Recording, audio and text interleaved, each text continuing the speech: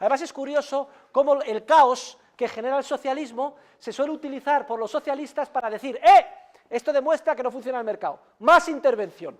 Y entonces hay un proceso acumulativo de bola de nieve. Yo intervengo, se produce caos. Entonces digo, aquí hay caos, es obvio que necesitamos más intervención. Los ciudadanos, dicen, claro, usted arréglelo, más intervención que genera más caos. Y así sucesivamente en un proceso de crecimiento totalitario, totalitario en el sentido de que quiere absorber todas las facetas de la sociedad por parte del poder político. El sistema socialista bloquea la innovación, bloquea la creatividad cultural, y eso a pesar de que se crean rimbombantes ministerios de cultura. ¿Pero dónde se ha visto un ministerio de cultura? ¿Qué significa ministerio de cultura? Lo que decía un antiguo ministro que durante mucho tiempo ha sido representante internacional en la Unión Europea, del gobierno socialista. ¿Cuál es nuestra política cultural? Bueno, pues muchas fiestas, mucha fiesta de rock y dar dinero a los amiguetes. Esa era la política cultural. ¿Qué criterio tiene para dar una subvención? ¿Cuál es el criterio político para dar una subvención a un pintor, a un artista, a un Van Gogh, a un Cervantes o a un director de cine? Qué buenas son las películas de cine desde el punto de vista de los que dan la subvención, pero nosotros que vamos a verlas, ¿qué es lo que pasa con la taquilla de las películas españolas? Que no va ni Dios, iba a decir, pero bueno, Dios sí, porque está en todos lados y es un santo, se traga incluso hasta las películas españolas. Si fuera tan bueno el cine, no habría que subvencionarlo, pero bueno, precisamente además la cultura, que si algo le caracteriza es que tiene que desarrollarse en un entorno de libertad, por unos caminos que ni siquiera cabe imaginar, basados en la creatividad humana. ¿Cómo se va a poder organizar eso desde arriba? O un ministerio de innovación y desarrollo, o un Consejo Superior de Investigaciones Científicas, se nos llena la boca de el desarrollo, se va a solucionar. España, el primer país de innovación, solo hay que meter miles de millones de euros y dar subvención e innovamos más que nadie. ¿Creen ustedes que eso va a tener algún resultado? ¿Es que Cervantes escribió el Quijote con una subvención? ¿O Van Gogh pintó a sueldo de un ministerio? El socialismo destroza el entorno natural. Es característico, no tiene más que comparar los efectos que tuvo. ¿Dónde pasó Chernóbil? ¿Dónde se ha desecado el lago Aral? Allí donde no hay derechos de propiedad bien definidos y no se respetan, el entorno se destruye. La única manera de mantener el entorno natural, lo veremos con detalle, es extendiendo el capitalismo, la propiedad de empresa y los principios generales del derecho a todos los recursos que hoy se consideran públicos. Otra de las características típicas del socialismo es que destroza el entorno natural. O el efecto corrupción. Socialismo es corrupción. Se explica en la página 118 y siguientes. ¿Por qué? Porque si nuestra vida depende de los de arriba que mandan, no nos debe de extrañar que tratemos por todos los medios, por un lado, de inhibirnos de los mandatos, por otro lado, si podemos influir en el que manda. El proceso, en vez de ser un proceso pacífico, de tratar de detectar las necesidades ajenas y servir a los consumidores, a los otros, de la mejor manera posible, vendiendo los mejores productos al precio más bajo, ahora dedicamos nuestra mayor parte de ingenio y esfuerzo a tratar de influir sobre el que manda, sobre los órganos de poder. Los hábitos de conducta dejan de ser ya hábitos pacíficos, de intercambio. Decía Montesquieu, allí donde hay comercio, las costumbres son dulces. Recuerden el viejo adagio chino, si no sabes sonreír, no abras una tienda. En cambio, si tú quieres vender, sonríe y sea amigable, desarrolla los hábitos de paz y de intercambio voluntario. En cambio, el socialismo lo que hace es imbuir hábitos de una manera tácita, implícita, sin que nos demos cuenta, basados en la violencia, en la agresividad, en tratar de conseguir el poder para imponer lo que nos interesa a los demás por la fuerza. Y es un efecto profundamente corruptor. Nos damos cuenta de que logramos mejor nuestros fines si nos dedicamos a hacer manifestaciones, presiones, influir sobre el poder, conseguir el poder político. Hay un proceso de lucha por el poder que sustituye paulatinamente al proceso pacífico y armonioso de intercambio voluntario típico del mercado. También hay un efecto corruptor de tipo defensivo. Yo me acuerdo que había un viejo adagio en los países del este de Europa que decía, en los países comunistas la corrupción no es el problema, es la solución a los problemas. No hay gasolina, solamente la tienen los miembros del Partido Comunista, que para ganarse un sobresueldo la venden en el mercado negro. Y entonces se sabía que en determinado túnel en Moscú, todo el mundo que quería podía comprar gasolina. Corrupción, pero soluciona los problemas. Nadie consigue una licencia urbanística en Sevilla, pero se sabe que a través de determinado despacho de arquitectos, donde hay un hermano de un vicepresidente de gobierno, se consigue la licencia. ¡Menos mal! Porque por lo menos se puede construir algo, aunque sea corrupción. ¿Se dan ustedes cuenta?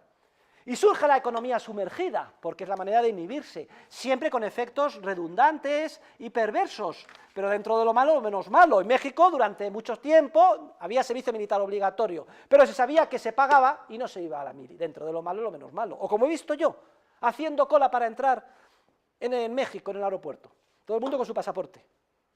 Y el señor que está delante mía, ni pasaporte ni leches. Sacó un billete de $100, pum, lo puso en el sello y entró. Se terminó la historia. Pues una manera de entrar en el país. ¿Se dan ustedes cuenta? También la economía sumergida es un efecto corruptor típico del socialismo. Cuando toda tu vida, tu destino vital depende del que manda, es casi inevitable que trates de hacer lo posible para influir sobre él, por una vía o por otra. También los propios políticos se corrompen. Su objetivo esencial es mantenerse en el poder. Solo les importan las próximas elecciones.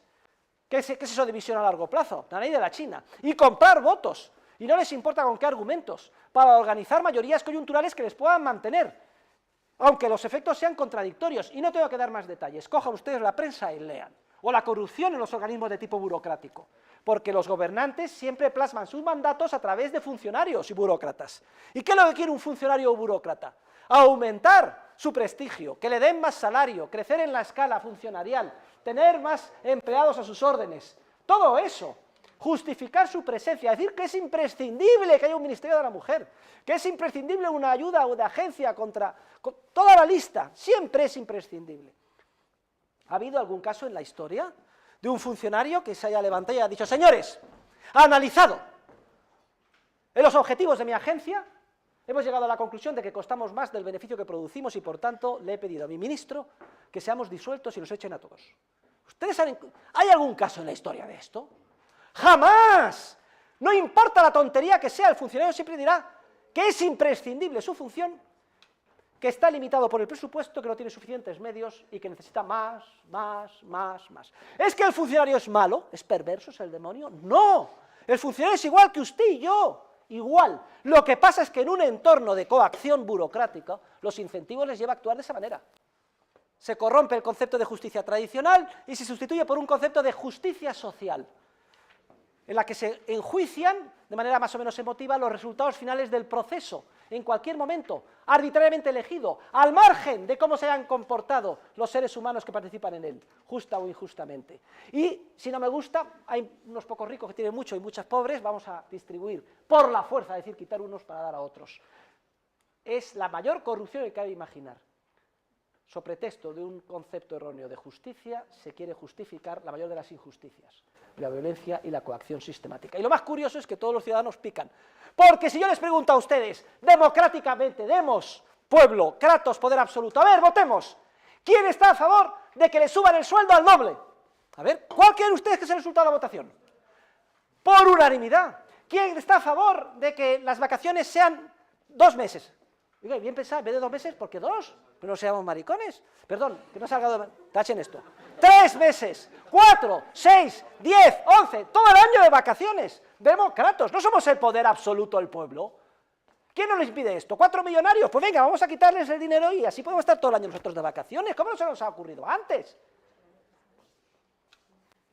Corrupción absoluta del concepto de justicia, que además, en cuanto los jueces no siguen las leyes en sentido material, sino su impresión de los resultados del fallo en cada caso concreto, se convierte en totalmente arbitraria. Lo que pueda suceder o fallar un juez, puramente arbitrario, según como el éxito que haya tenido usted a la hora de impresionarle, lo cual hace que cualquier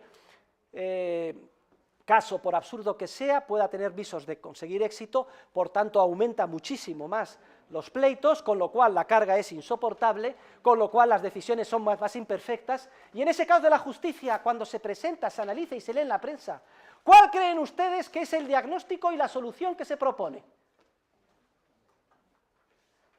¿Habrán leído alguna vez que se proponga como solución un derecho más claro, más seguridad jurídica, leyes en sentido material? Lo que se propone, ¿saben qué es? Lo que piden los jueces, ¿saben qué es? Más presupuesto, más jueces, más juzgados. Se hace y el resultado es el mismo o peor. ¿Y qué se pide? Más presupuesto, más jueces, más juzgados y así sucesivamente. En un proceso de bola de nieve que no hace más que corromper continuamente la justicia, porque el problema es otro. El problema es que ha desaparecido la seguridad jurídica y se pretende organizar la sociedad en base a mandatos y no a leyes en sentido material. La conclusión, queridos alumnos, es que el socialismo es el opio del pueblo. Vayan a la página 134. Es una droga, porque además una vez que se entra en la espiral socialista es muy difícil salir de ella. Una vez que se dan subvenciones al campo, ¿creen ustedes que es fácil quitarlas? En el momento en que se quiera quitar una subvención se paraliza el país. Sacan los agricultores, llenan de ovejas el ministerio. ¿Creen ustedes que es fácil reducir el sueldo de los controladores aéreos? Se paraliza el país. No hay político. ¿Creen ustedes que es fácil liberalizar el mercado de trabajo? Acabar con la regulación franquista, que no se ha atrevido ningún gobernante, y por eso en España tenemos el doble de nivel de desempleo que en el resto de los países de la OCDE. No se atreve nadie. Es el efecto corruptor de la droga socialista. Igual que una persona que cae en la droga no puede salir de ella, o es dificilísimo. El socialismo es el verdadero opio del pueblo. No es la religión el opio del pueblo, no. Es el socialismo y el estatismo el opio del pueblo, con gran diferencia, en el sentido de que una vez que entra su perversa función en la sociedad, ya no somos ni siquiera conscientes de aquello que dejamos de crear en el entorno institucional coactivo en el que vivimos inmersos. El socialismo, además, como toda droga, produce adicción, produce rigidez, tiende a justificar dosis cada vez más elevadas de coacción y, sobre todo, hace muy doloroso y difícil que los seres humanos lleguen a ser